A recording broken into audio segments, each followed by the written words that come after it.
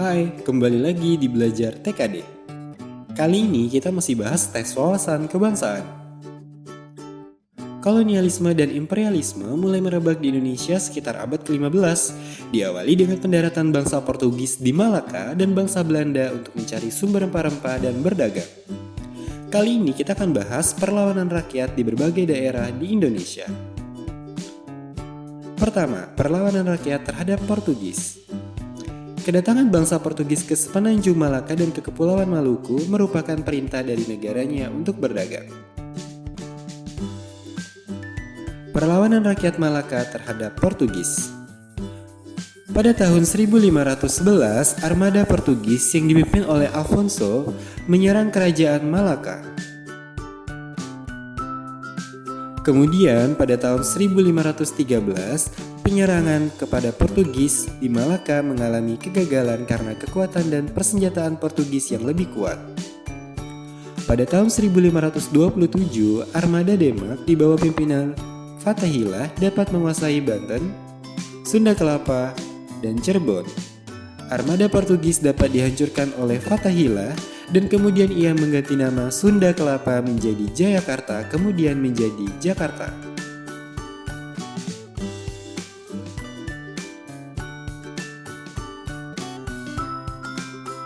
Selanjutnya, perlawanan rakyat Aceh terhadap Portugis. Sultan Aceh Ali Muhammad Shah menganggap bahwa orang Portugis merupakan saingan dalam bidang politik, ekonomi, dan penyebaran agama.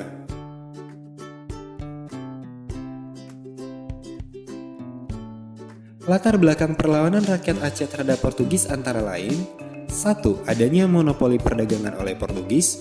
2. Pelarangan terhadap orang-orang Aceh untuk berdagang dan berlayar ke Laut Merah. 3. Penangkapan kapal-kapal Aceh oleh Portugis. Sejak Kesultanan Aceh diperintah oleh Sultan Iskandar Muda, perjuangan mengusir Portugis mencapai puncaknya. Untuk mencapai tujuannya, Sultan Iskandar Muda menempuh beberapa cara untuk melumpuhkan kekuatan Portugis seperti blokade perdagangan. Namun, upaya ini mengalami kegagalan. Faktor penyebab kegagalan serangan Aceh terhadap Portugis di Malaka antara lain: 1. Tidak dipersiapkan dengan baik. 2. Perlengkapan senjata yang digunakan masih sederhana. Dan 3. Terjadi konflik internal di kalangan pejabat Aceh.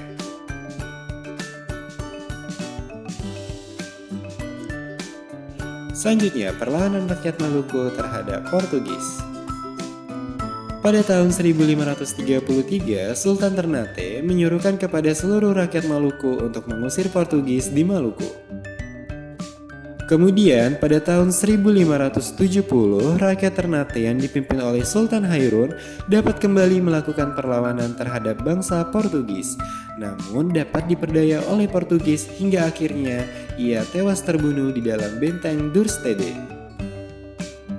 Selanjutnya, pada tahun 1574, perlawanan dipimpin oleh Sultan Baabullah. Portugis diusir yang kemudian bermukim di Pulau Timor. Selanjutnya, perlawanan rakyat terhadap VOC.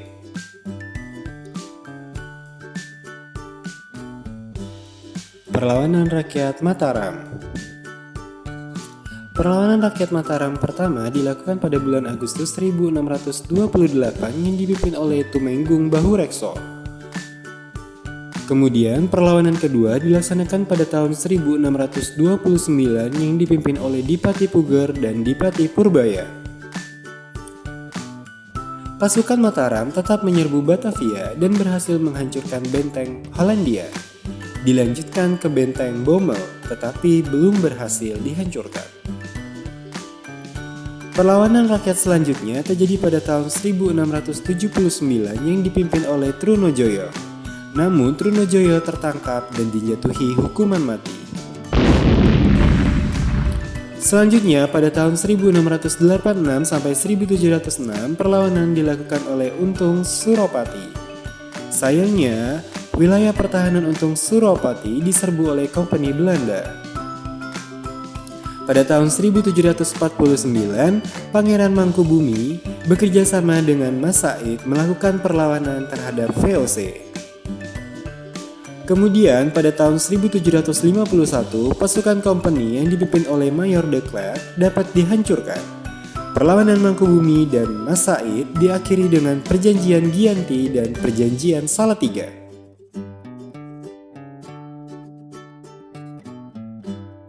Selanjutnya, perlawanan rakyat Banten. Pada tahun 1659, perlawanan rakyat Banten dibangkitkan oleh Abdul Fattah atau Sultan Ageng Tirtayasa dengan putranya Pangeran Purbaya. Namun sayangnya perlawanan ini mengalami kegagalan. Pada tahun 1683, perlawanan kembali dilakukan Sultan Ageng Tirtayasa dengan putranya yang bernama Sultan Haji. Sayangnya perlawanan ini tidak berhasil dilakukan karena politik adu domba yang dilakukan oleh Belanda. Sultan Haji yang dibantu oleh VOC dapat mengalahkan Sultan Ageng Tirtayasa. Namun, kekalahan Sultan Ageng Tirtayasa ini menghasilkan kompensasi. Kemudian, pada tahun 1750 terjadi perlawanan rakyat Banten terhadap Sultan Haji. Selanjutnya, perlawanan rakyat Makassar. Perlawanan terhadap kolonialisme Belanda dilakukan oleh Kerajaan Goa dan Kerajaan Talo yang kemudian bergabung menjadi Kerajaan Makassar. Kerajaan ini mencapai puncak kejayaan pada masa Sultan Hasanuddin. Pertempuran pertama terjadi pada tahun 1633. Pada tahun 1654, VOC berusaha menghalang-halangi pedagang yang akan masuk maupun keluar pelabuhan Makassar. Namun, usaha ini mengalami kegagalan. Pada tahun 1667, Sultan Hasanuddin terdesak dan dipaksa untuk menandatangani perjanjian di desa Bongaya. Faktor penyebab kegagalan rakyat Makassar adalah keberhasilan politik adu domba Belanda terhadap Sultan Hasanuddin dan Harupalaka membantu Trunojoyo dan rakyat Banten setiap melakukan perlawanan terhadap VOC. Selanjutnya, perlawanan rakyat Maluku. Perlawanan di Ternate. Perlawanan di Ternate terhadap VOC pertama kali dilakukan pada tahun 1635 yang dipimpin oleh kakek Ali. Pada tahun 1646 kembali terjadi perlawanan yang dipimpin oleh Teluka Besi. Kemudian pada tahun 1650, rakyat Ternate kembali melakukan perlawanan dipimpin oleh Saidi dan mengalami kegagalan. Perlawanan di Tidore. Perlawanan di Tidore dipimpin oleh Kaijelnuku atau Sultan Nuku. Perlawanan fisik dan perundingan berhasil mengusir Belanda.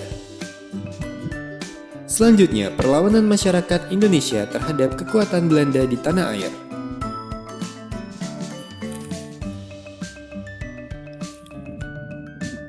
Pertama, di daerah Maluku. Terjadi pada tahun 1817. Tokoh perlawanan adalah Kapiten Patimura. Penyebab terjadinya perlawanan adalah perlakuan kasar Belanda terhadap rakyat Maluku, di mana hasil perlawanan Kapiten Patimura dihukum mati. Selanjutnya di Sumatera Barat.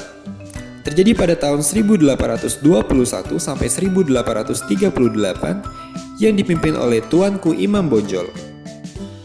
Penyebab perlawanan adalah ikut campurnya Belanda mendukung kaum adat dalam gerakan Padri, dan hasil perlawanan Tuanku Imam Bonjol ditawan Belanda. Selanjutnya di daerah Mataram. Terjadi pada tahun 1825 sampai 1830 yang dipimpin oleh Pangeran Diponegoro. Penyebab perlawanan adalah mengecilnya kekuasaan Raja Mataram, mengecilnya penghasilan bangsawan, rakyat yang tertindas karena sikap Belanda dan tidak hormatnya Belanda terhadap leluhur Pangeran Diponegoro.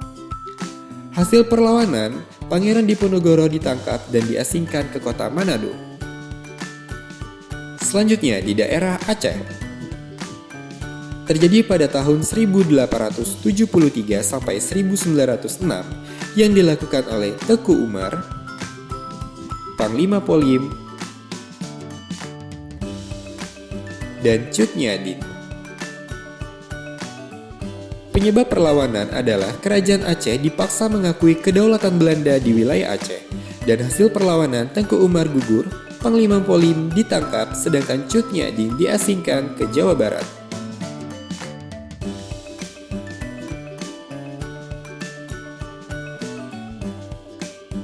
Selanjutnya, perlawanan di Sulawesi Selatan.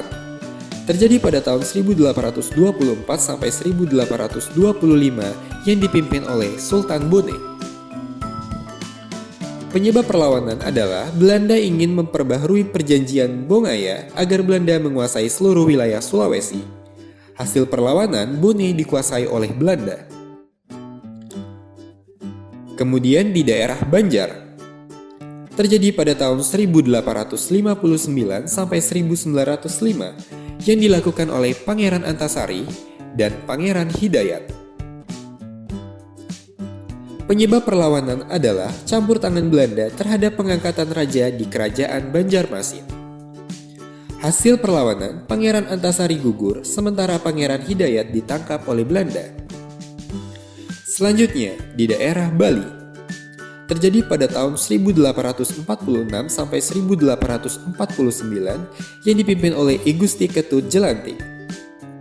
Penyebab perlawanan adalah Belanda menyerang Bali karena kapal Belanda ditahan oleh Kerajaan Bali atas dasar hak tawan karang. Hasilnya, Bali ditaklukkan Belanda dalam Perang Puputan. Selanjutnya di daerah Tapanuli. Terjadi pada tahun 1878 sampai 1907 yang dilakukan oleh Sisingamangaraja ke-12. Penyebab perlawanan adalah Belanda ingin menguasai daerah Tapanuli dan hasil perlawanan Sisingamangaraja ke-12 gugur. Demikian pembahasan kali ini. Jangan lupa like dan subscribe biar nggak ketinggalan video selanjutnya. Terima kasih telah menonton. Saya Ridwan Putra pamit. Salam satu TKD.